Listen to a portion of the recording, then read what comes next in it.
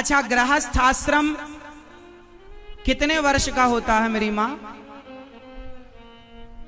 मैया, ओ मेरी मैया चश्मा वाली बताएंगी, अब जल्दी बताओ, गृहस्थ आश्रम कितने वर्ष का होता है मेरी माँ? मैया बता दो मेरी माँ। मैया ऐसे शर्मा रही हैं जैसे हम जेठ लगते हो आपके। हम तो आपके बेटा हैं, जेठ थोड़ी हैं। बताओ जल्दी, जल्दी बताओ मेरी माँ, गृहस्थ आश्रम कितने साल का होता है? चलो कौन बताएगा? ये मैया बताएंगी, पिंक मैया, गुलाबी मैया। 4 साल का? 50 साल? हाँ, 40 साल? ये मैया बताएंगी। ये भैया बताओ, गृहस्थ आश्रम कितने वर्ष का होता है? 12 साल? कितने आश्रम होते हैं पहले ये कन्फर्म कराओ। कितने आश्रम? 4। कौन कौन से? पहला ब्रह्मचर्य, दूसरा गृहस्थ, तीसरा वानप्रस्थ, चौथा सन्यास। ये 4 आश्रम है। इनमें से ब्रह्मचर्य 25 साल का, गृहस्थ 25 साल का, वानप्रस्थ 25 साल का और सन्यास 25 साल का। 25 चौके 100 हो गए। 100 साल की जिंदगी में 4 भागों को डिवाइड कर दिया। अब गृहस्थ कितने साल का हुआ? 25 साल की उम्र में माना की शादी हुई और 25 साल गृहस्थ के, तो जब आपके 50 साल की उम्र हो जाए तो गृहस्थी को टाटा बाय बाय कह देना चाहिए।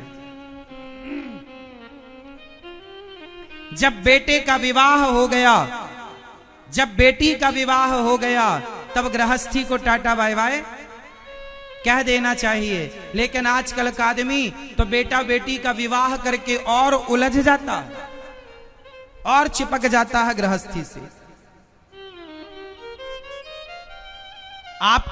आप में से कितनों के बेटा और बेटियों का विवाह हो चुका? हाथ उठा के बता दो, कितनों का हो चुका विवाह बेटा और बेटियों का? बेटी अपने घर सुखी है, बेटा अपना सुखी है, कमा खा रहा।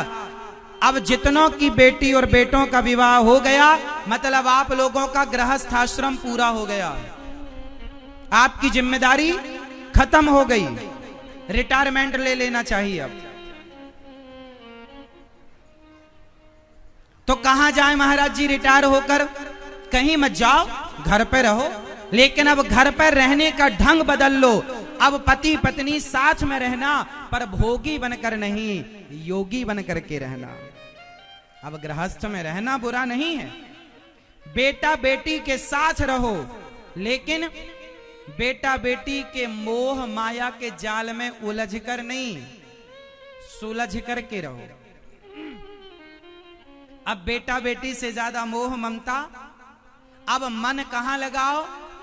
भगवान के चरणों में। अब बहू बेटा सम्मान की रोटी दे या अपमान की रोटी दे, अब तो पेट भर के खाओ। यदि बेटा बेटी अपमान करें तो समझ लेना कि ये हमारे कभी ना कभी पापों का दंड है जो भोगना पड़ेगा। तो भोगते हुए अपने कर्मों का दंड और प्रेम पूर्वक अब मन भगवान के चरणों में लगा देना चाहिए। अब संसार की सारी जिम्मेदारियां खत्म।